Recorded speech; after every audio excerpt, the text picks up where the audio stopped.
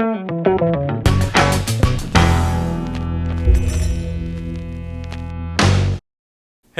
it is Box Office Buddies. I am back. It has been a while. Look, I'll tell you the truth.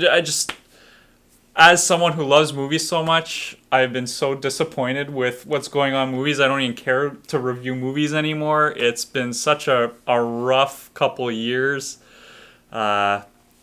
And yeah, it's hard to find a good one. I've seen a few good movies here and there, either released on streaming or I saw them late in theaters. But yes, Box Office Buddies back. I review a movie with a different buddy every time, and we have Jess, who's you've been on for a few of these, yes. And we've done a few science fiction ones together as well. Absolutely. And yeah, let's talk about Dune, one of the most anticipated movies of the year. I'm a huge Denis Villeneuve fan, so I was even more inspired to see this. And look, I have mixed emotions about this one. I'll say that right off the top. So I want to hear what you have to say, Jess, and share your opinion on. I thought that Dune was amazing. Right. Yeah. Right. Obviously with Denis Villeneuve, you know you're going to get some like really big, amazing spectacle. Just like, not in the negative sense, but in the sense that like just visually you're going to get a feast. And you get that, and just like the sound design and the score and everything. So when the movie ended, I was like in so much awe that I was like, I have nothing bad to say about this movie. It's perfect. But then obviously, like when you talk about it, there's always things you can critique about it, right? And on my way home after with my husband, it was like, okay, maybe that I would have changed a little bit, right. Or maybe this or whatever. But all in all, I have to say, I still think it's an incredible movie. Okay, so I really liked it. So let's start with the positive. What did you like so much about it? You mentioned the visuals. Yeah. Anything else? It's incredible. Like every shot is like, mwah, it's beautiful. I really like the world building. I really love the story. I like the lead character. I know you're a little bit reserved. I'll say it right now. I hate Timothee Chalamet. Why? Oh, he's the worst. And so yeah, it was already hard for me to get on board when he's the lead character in this, and he's like not just the lead character. He's carrying the film. Yeah, like some of these movies that are more story based will have like it's not even about the characters really, it's about like the world and what's going on. But really, like this movie is really about him. Yes. So that made it a bit more difficult for me because I was not on board at all with him. I knew that going in, that I wasn't going to be thrilled, but then he was in it even more than I expected, and whatever.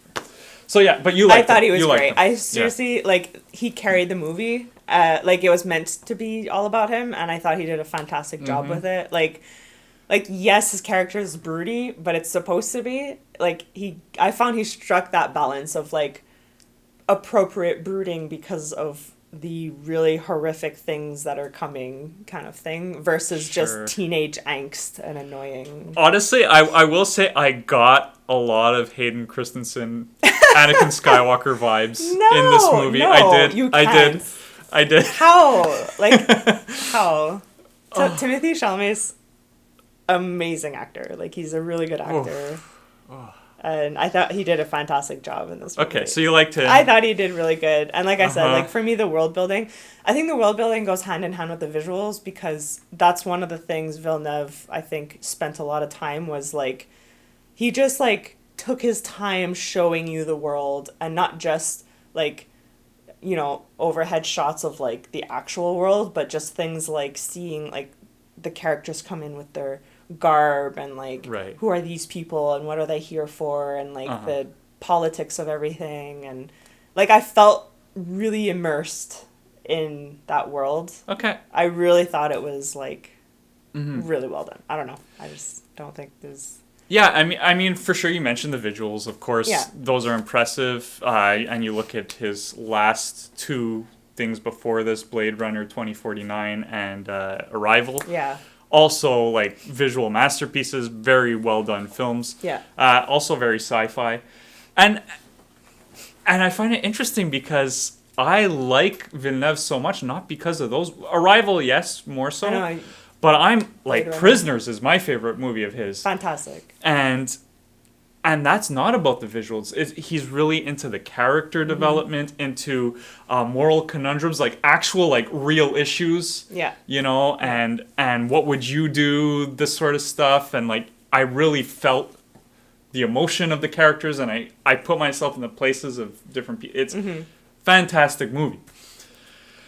And I found he's gone away from that lately, where it's not about the characters, and there's very little character development in this. I guess with the main character, Chalamet, there's a bit of development, but I wasn't invested in it. It wasn't intriguing character development for me. Yeah.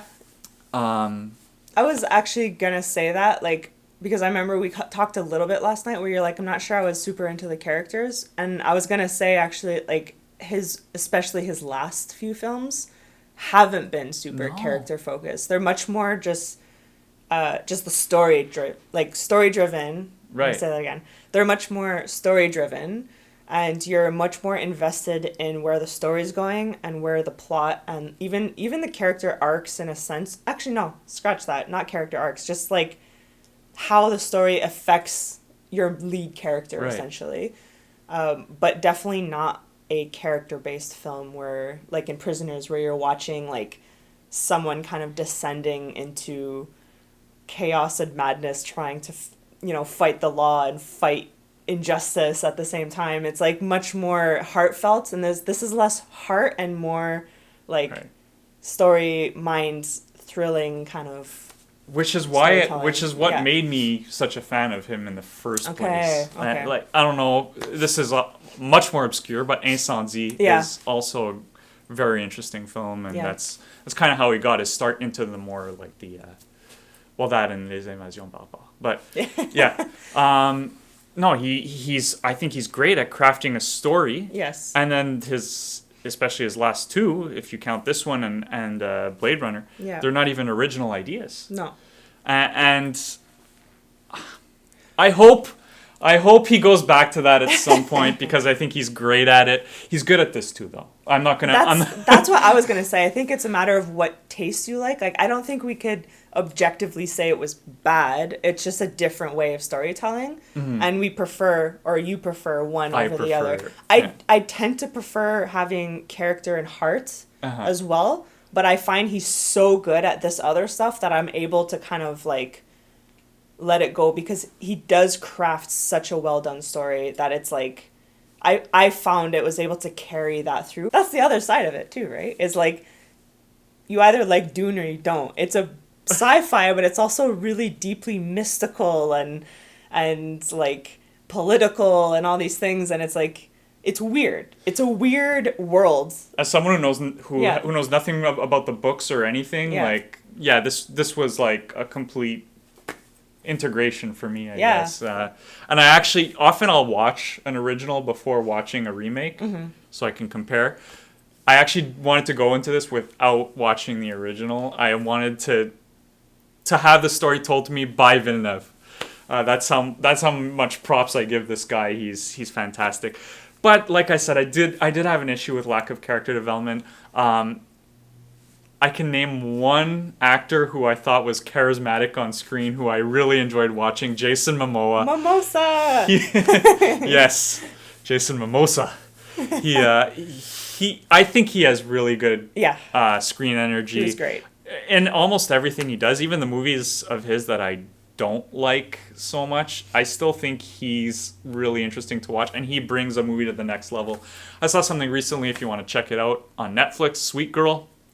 It's not the greatest movie, but because he's in it, it's worth the watch, you know. And again, here I thought he was the most interesting actor on screen, and you have a lot of other big names in this as well. Oscar Isaac, Josh Brolin, Rebecca Ferguson, Zendaya. Stellan Skarsgard, who I thought was freaking good creepy. Prosthetics. Yeah. Good prosthetics. And he was so ominous and you mentioned garb. The costumes were really, really well done. If I were to decide the Oscars, this would win for best costume design. And it would win for best visual effects. Cinematography. Probably cinematography. Definitely set design, production design, whatever. Sound. This had a lot going for it, especially technically. But again, character-wise, I couldn't really connect with anyone, except maybe Momoa's character. Mm-hmm. And I don't know how other people are going to feel about this one. Too many, visions and, obscure, stuff. I'm like, what am I seeing?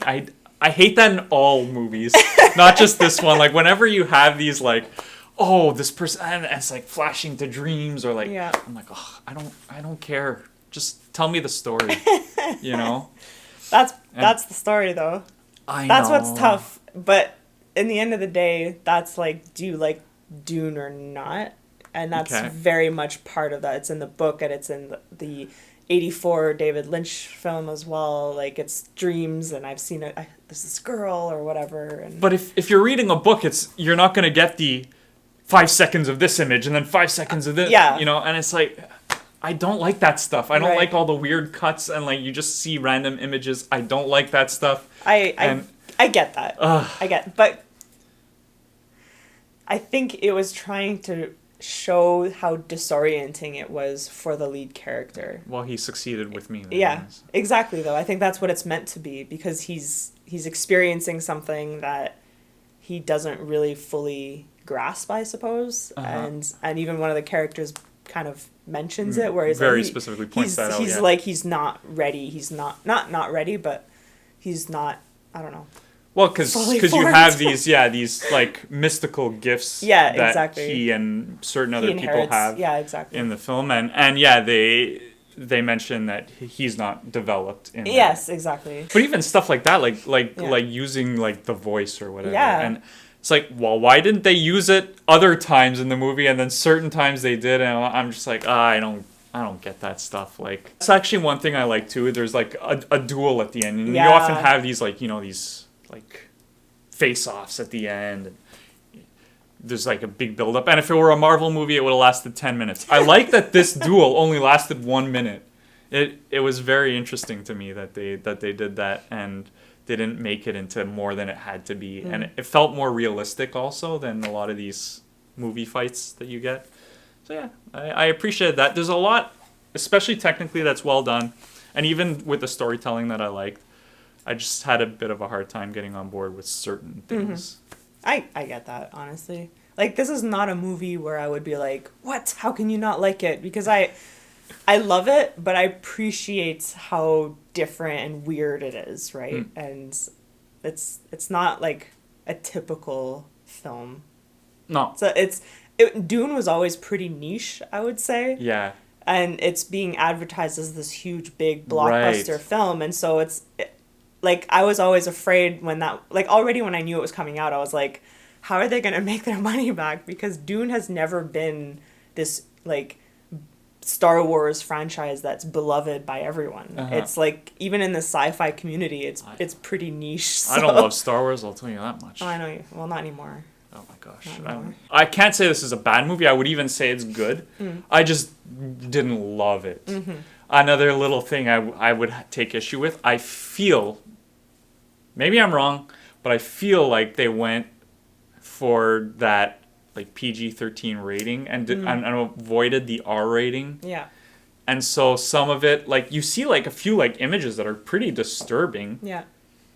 And I was like, well, they should have been a bit more graphic with that, I felt like maybe they wanted to avoid a harsher rating. I think so too, actually. I think it could have packed more of a punch, maybe. Yeah, exactly. I felt like they wanted to avoid anything that was too disturbing. Yeah. But for me, the most disturbing image in this whole movie was Jason Momoa without a beard. I was not expecting that one, and I don't think I've ever seen that before. I don't know if he's ever. How did you feel about it? Oh, he still looks good. I was like, whoa. His beard got less and less as the film progresses. Exactly. Spoiler alert. Strange, but yeah. He creates a cool world, still to me not as cool as the world that's created in Lord of the Rings or even the John Wick movies. Like, But the fact that you're comparing it to Lord of the Rings is kind of huge. The fact that you're like, oh, it's no Lord of the Rings is like still real. That's like that's like the highest bar. it can be, yeah. Yeah. It can be. It is the highest bar. He didn't want to join the review until Lord of the Rings came in. Let me tell you about Lord of the Rings. It's beautiful. I agree. Oh, okay. Thank you for that. Yeah. Again, my biggest issue with this would be the character development or lack thereof, and the vision stuff, Yeah. Well, there's character And- development. and Timothee Chalamet. That's where the character development happens. Yeah, It's he's- about him, the movie, and there's tons of character development with him.